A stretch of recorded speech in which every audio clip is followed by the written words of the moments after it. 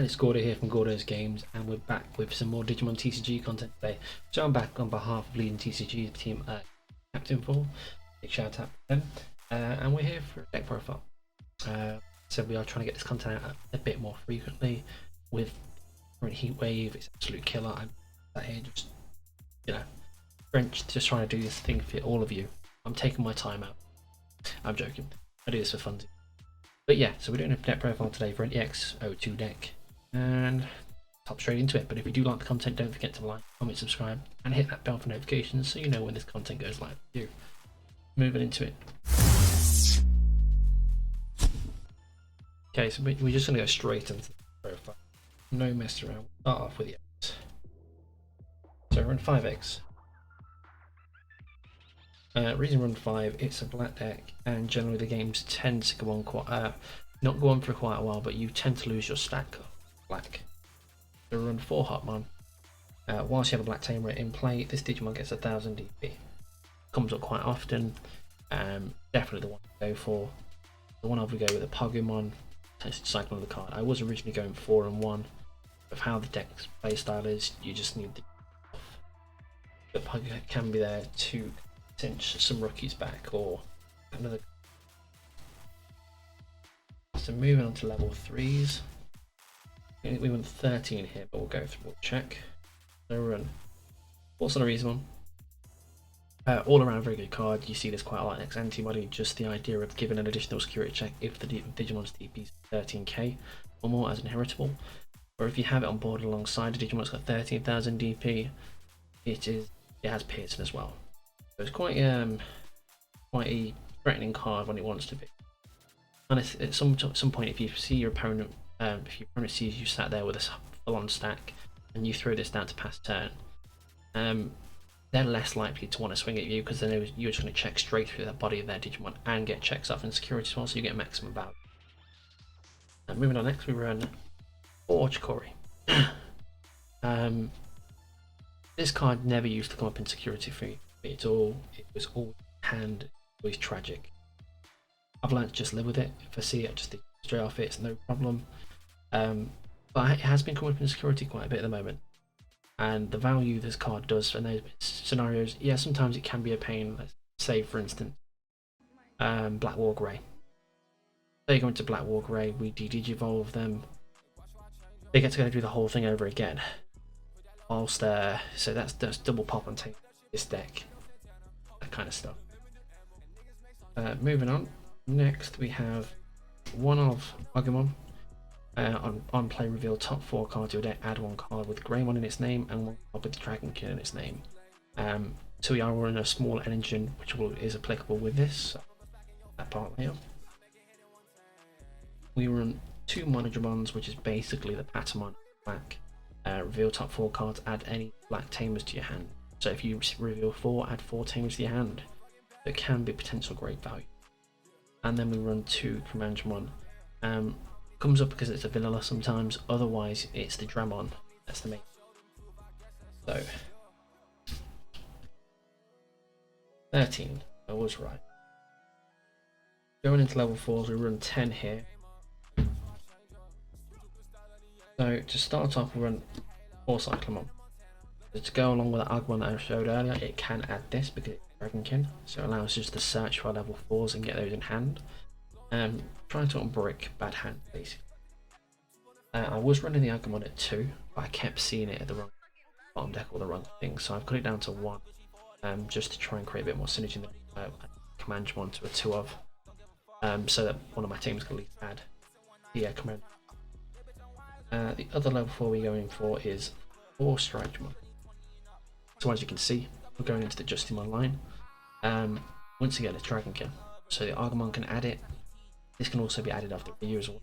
So we've got a few ways to search into the deck to try and get everything set up and stack ready. And last but not least, because we run lots of Tamers, we run 2 Grumble. I was running this as a 1 Meki and 1 Grumble, but there has been occasions where I've literally gone Grumble twice per game. So it does come up. Level 5. This is where it starts branching out a little. It's straightforward. We're 4 of this lovely guy here, Cybermon. Very strong card. So when Digivolving, you can play a Ryu from hand without paying its cost. So you get a free Tamer Digivolving for it. So you almost want to always Digivolve on field with this card to try and get that value. But there's no harm in Digivolving and raising out the Ryu if possible, just to keep the stack safe, because the effects of this is when attacking, it's inheritable as once per turn. If you have 2 or more black Tamers in play, you can de-digivolve 1 card, and that can come up quite often. Say yellow hybrids, their Ophanimon is normally if you go to swing over the top of it, it will play out level 4 if you de-digivolve that first. Stops that trigger. Yeah, just there's various different Digimon that where it's very applicable to. Even where some have got retaliation, let's say Juno one for instance, like in front of the loop, things like that, just to try and get the threats out of the way. De-digivolve can be quite useful overall, and it can interrupt your opponent's whole kind of game when done correctly. Otherwise, while you have no Tamers in play, this Digimon can't attack. You can only attack if you have a Ryu in play. The reason being it's a 10k bot for a 3 cost Evo. If this was able to swing and have all those effects, I'd say it's a pretty damn good card. I get the criteria. We run 2 Megadramon. Reason being, this is we can add this from our Tamers, so it means that we're able to search the deck a little bit more consistently. We've got level 3s we can search, level 4s we can search, level 5s we can search. We're trying to go for as consistent a play as possible. One of Black's fundamental things is it can break quite easily. It doesn't recover as well as other decks. We run 2 Megadramon. Just give blockers to level 6s or level 7s, depending how you go up, so it's always handy. And then we run a 2-of on the Metal Greymon from BTA. The reason for this is not specifically for anything to do with Greymon. It's not a Greymon deck, this is purely Justimon. But this is such a strong control card. If you've got your Tamers down, which let's say you're at 3, your opponent's got no Tamer down, they've got level 4 on board, I will happily raise out my level 4 and go straight into this, pass turn over and get rid of their Digimon. You're setting the tempo a little bit better. You're also putting the threat in place to think, oh, I'm just going to go into Black War Grey, it's going to pop my Tamers. So your opponent may not want to throw down Tamers. Or they won't bring things out because they think you're going to swing into unsuspended Digimon. So it is a constant threat. So we run 8 level 5s. Level 6s, we run 6. Now, 4 of these are, they a must. 2 of them are completely circumstantial. I'm just trying to. So for Justimon. Justimon in itself, not just in the Justimon deck, but as a whole, is a very good card. The idea, the fact, I think this card itself is a good tech piece in quite a lot of black decks. If you run any sort of black Tamers, his effect's pretty good. Being able to get a 2k buff, unsuspend, gives you aggression, delete your opponent's Digimon, gives you a variety of things to do. And if you just Digivolve up from level 5 to 6, unsuspend it, keep it safe, you don't have reboot, or just pop something, pass turn over. Very versatile card. You're not required to have the Cyberdrum online, Strike Drum, anything like that to get the pops off. You just need to Digivolve. And then when it's attacking, every Tamer in play, not just black, every Tamer in play, you get to trigger one of this effect. So you can give yourself 2k buff, unsuspend, and then pop some it. You get once per turn. Along with that, now, like I said, this is completely down to yourself. I've gone with this one. BT2 War Greymon. Now the reason I've gone with this one, because I've tried Promo Black War Greymon, which is good, allows for multiple swingers again. I've tried BT8 Black War Greymon, and that would probably be my other one to go for if you was going to pick one. The 4 cost can hurt you sometimes. So I wanted something that pairs off with it nicely. It gives me a slight bit of defense as well as aggression. So you get Cyberdrum underneath this War Grey, you can then you can swing, de-evolve something, not blocker, not reboot, so you're going to be safe on it. And we run the Rios and things like that, which allow you to get buffs under this. But the problem with this one, it's 11k. If you swing at 3 Ryu, this becomes 14k. And we run ties as well, so it becomes 15k. So that becomes a 15k blocker. That's a threat in itself. And that's my level 6s. You can run Reapermons there. There's so much flexibility when it comes to level 6. Along with that, we're on level 7, which is a Chaos Dramon. Honestly, I've never used it yet, but it is there. You could flex this into whatever you feel was necessary for the deck. Going into options. 2 memory boost. We want to search, we've got a lot of search capacity, but we also want to get some memory to be able to go into our big plays. So I feel like 2 memory boost is enough.